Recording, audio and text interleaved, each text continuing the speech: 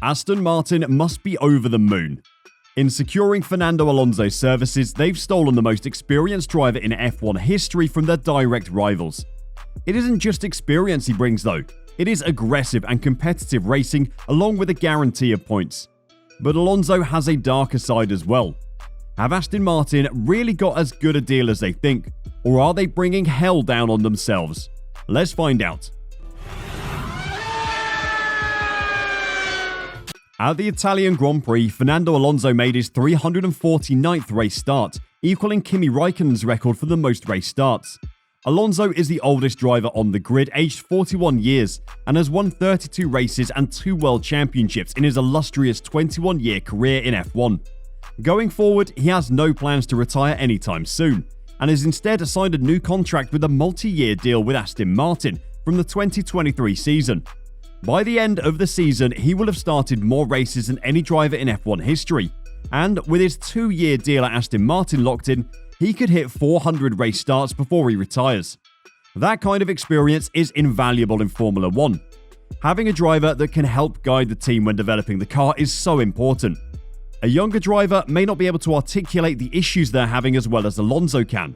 They won't be able to interpret the data given to them as well either. It isn't just his experience that Aston Martin is going to be looking forward to though. Fernando Alonso believes his performance level in 2022 has been better than the 2 seasons he won the Formula 1 Championship with Renault. Alonso is on a brilliant run of form for Alpine currently, having finished in the points at 10 consecutive races before retiring in Monza on lap 22 due to engine issues, a run stretching back to his home race at the Spanish Grand Prix in May. Alonso's form has helped Alpine take a commanding lead in its fight with McLaren for 4th in the Constructors' Championship. "I'm happy and proud of the performance," Alonso said. "I think together with 2012, they've been my best 2 seasons, even higher than my championship ones when we had a dominant car in those years. 2012, 2022, next one will be 2032. Alonso's 2012 season, when he almost beat Red Bull's Sebastian Vettel to the championship despite driving an inferior Ferrari car, is widely regarded as one of the strongest performances of any driver in the modern era. On that occasion, Vettel edged Alonso at the season finale in Brazil after a first-lap accident left him dead last. Following the race, TV cameras captured Alonso's now famous 1,000-yard stare after he got out of his car, although he has since claimed he was waiting to congratulate Ferrari teammate Felipe Massa. Despite Alonso being in his best form ever and bringing all of that racing knowledge with him, Aston Martin needs to be careful. Like we said earlier, there is a darker side to Fernando Alonso that gets hidden by his brilliance.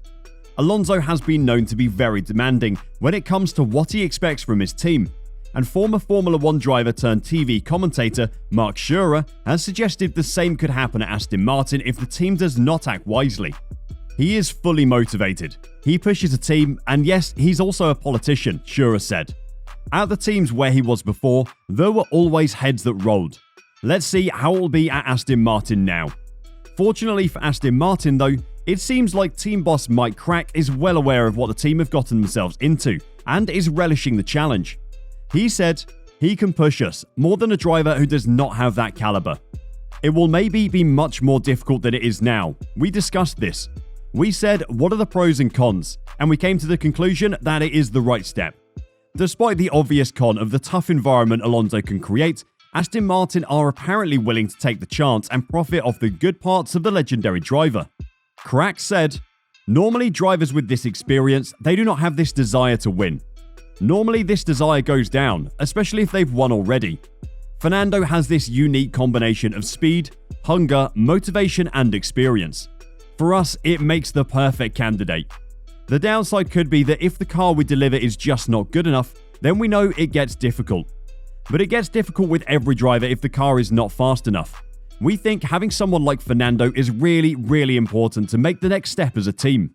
To avoid giving Alonso a bad car and keeping the team positive and disappointment constructive, Aston Martin have a lot of work to do. Aston Martin has had a disappointing season.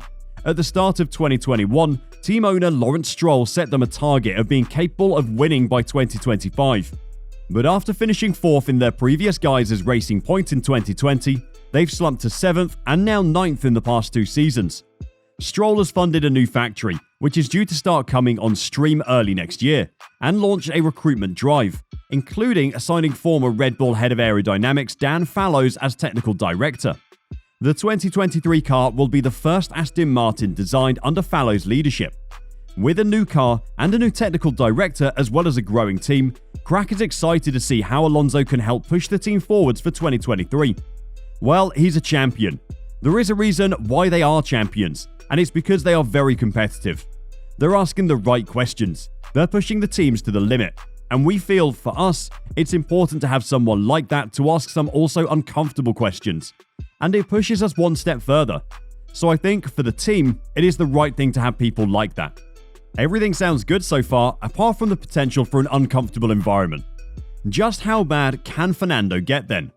Well, former McLaren mechanic Mark Priestley has claimed that Fernando Alonso once gave out brown envelopes full of cash so the garage would like him more than Lewis Hamilton. Hamilton and Alonso were teammates for just 1 year, but that did not stop them from getting under each other's skin. With the arrival of Hamilton as a rookie into the sport, and Alonso's established role as a two-time world champion, the expectation had been that the future 7-time world champion would play second fiddle to Alonso, but that quickly proved not to be the case. The young Brit's first season in the sport reached a climax when Alonso purposefully stopped in the pits to slow his teammates' effort at qualifying in the Hungarian Grand Prix. It has now been revealed that the dirty tactics were not confined solely to the track either. Former McLaren mechanic turned media man Priestley said that he was once handed a brown envelope with 1,500 euros in it. One of Fernando's tactics is to try and bring the whole team over to his side of the garage, the 45-year-old said. He tries to wrestle control. There was a moment during 2007 when we had them both, where Fernando turned up at a race and I arrived, and Fernando's manager or his trainer is handing out little brown envelopes stuffed with cash to everybody who wasn't on Lewis's car. So his team, the support team, I was running the T-car team, we all got those little brown envelopes, and I remember opening up the envelope and there was like 1,500 euros or something. This kind of behavior could prove to be a problem at Aston Martin. Fernando will be lining up next to Lance Stroll in the garage, and as the son of the team owner, there's bound to be some favoritism going on. Lawrence Stroll is known as a hardline owner and demands the best from his team, but Lance's continued inclusion in the team is evidence that he does make an exception in his strive for perfection. Fernando's tactic may have been expensive, and probably would have been effective, if it worked out for him. The team discovered the handouts and made the recipients donate the cash to charity. On one hand, you can say it was a clever tactic, but in the end, the team obviously found out about it and made us donate the whole lot to charity, which was fine. But it was a little insight into the two different mindsets. Lewis did different things. Lewis played little games with the media. They all did things wrong and things right. None of us are perfect. But how they went about their strategy for being the best Formula 1 driver was different. Both achieved great results in their own different ways, but they were very different approaches. If Aston Martin can handle Fernando properly and provide him with a car that's capable of being competitive, then the team could be in for a serious push up the table in the coming seasons. If the environment isn't right though, Alonso could become their worst nightmare and make work very challenging for the growing team, especially his new teammate Lance Stroll. Do you think Alonso is going to play nicely with Stroll? Will he take control of the garage and leave the Canadian for dust? And can Aston Martin keep him on side and make the most of his skills? Let us know your thoughts down below, and until next time, drive safe and bye for now.